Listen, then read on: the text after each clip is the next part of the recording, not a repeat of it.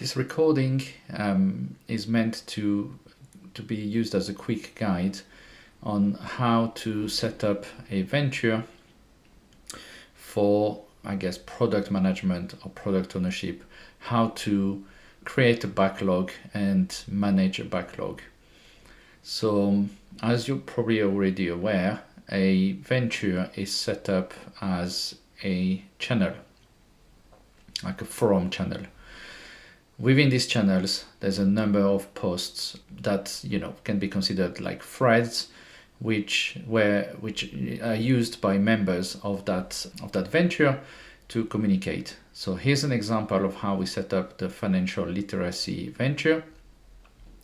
We have a number of threads or posts, one about collaboration, one about just general chatter, one where we take all our meeting notes.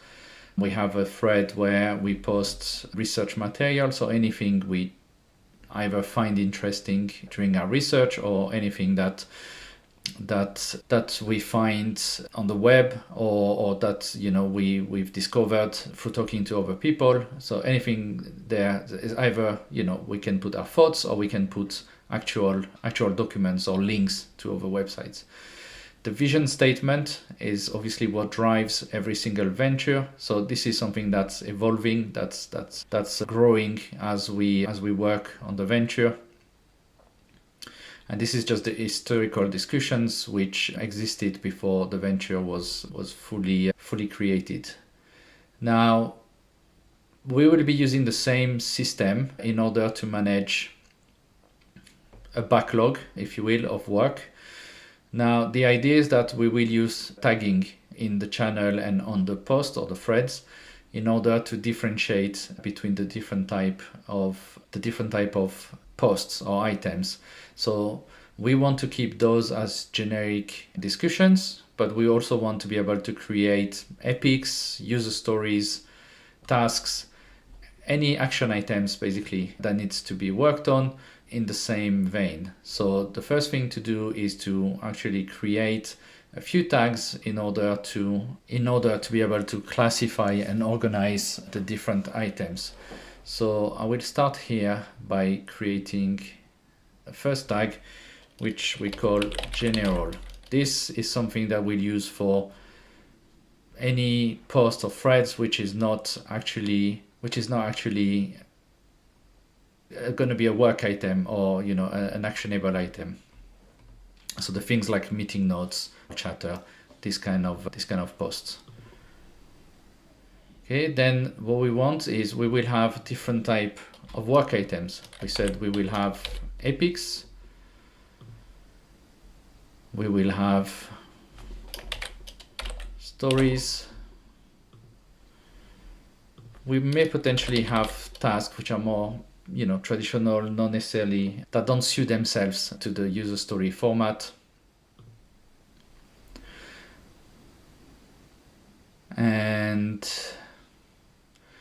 the idea as well is that once we've created an epics, we can create new tags for those epics so that we can again easily filter and view the different tickets based on specific epics, for example, that we'll be focusing on.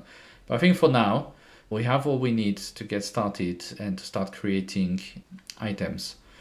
So this is all automatically saved. We can now close this.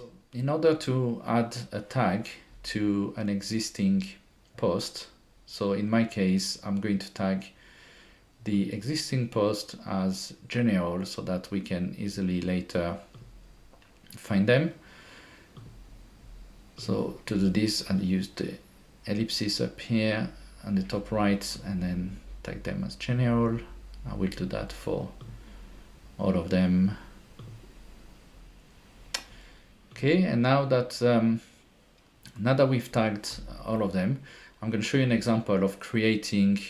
Let's create an epic. So a new post, and let's say that we are looking at an epic which is to do with researching financial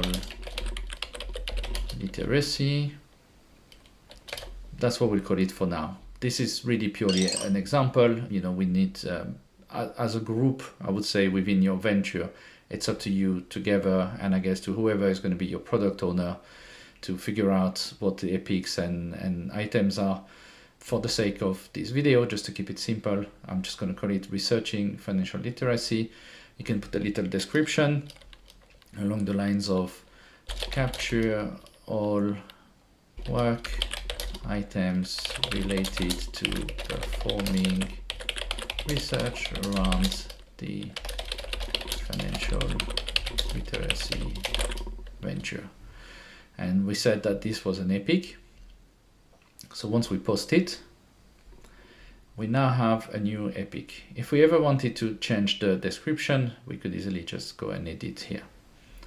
Now, because I created this epic, I'm going to go in the channel and add a new tag, which we'll call Researching Financial.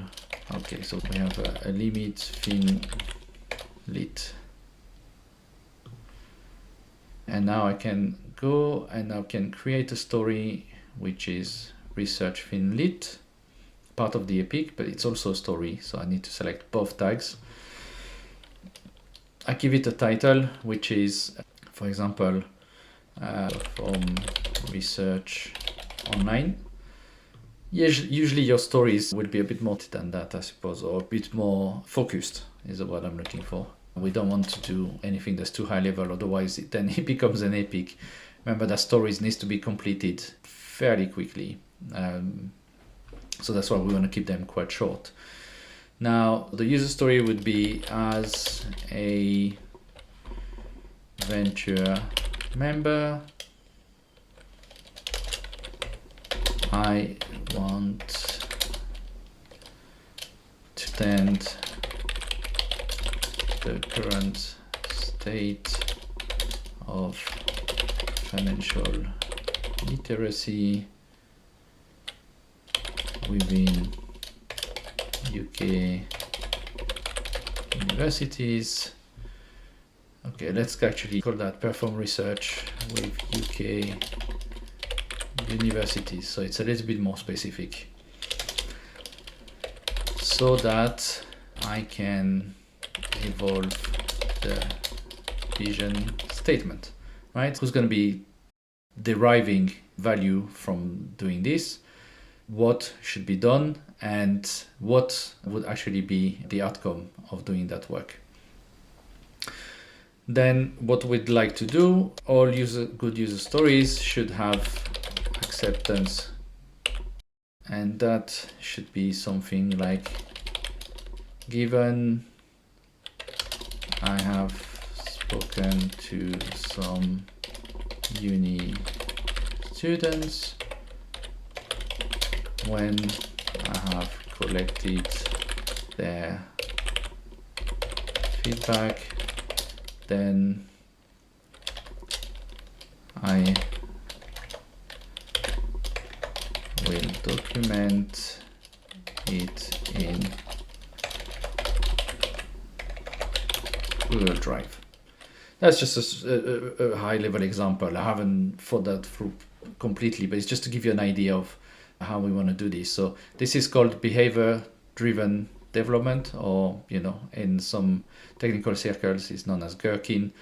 It's mostly used for testing, but it's for testing that we have completed the story, what we set out to do. Now, the details of writing stories and all of this is, I think, subject for another video. For now, let's just accept that this is how we organize the backlog, and we'll do some follow-ups on actually how to write good stories and epics and how to do proper backlog management. Now I post it and it's done. The last thing I just want to show you is, if I want to just look at epics, for example, I just click epic. I only want to look at stories, I can look at stories. I want to look at stories in that epic, I can just select. And this is how I then use the filtering. Right, I'm looking forward to see you in a video. For now, goodbye.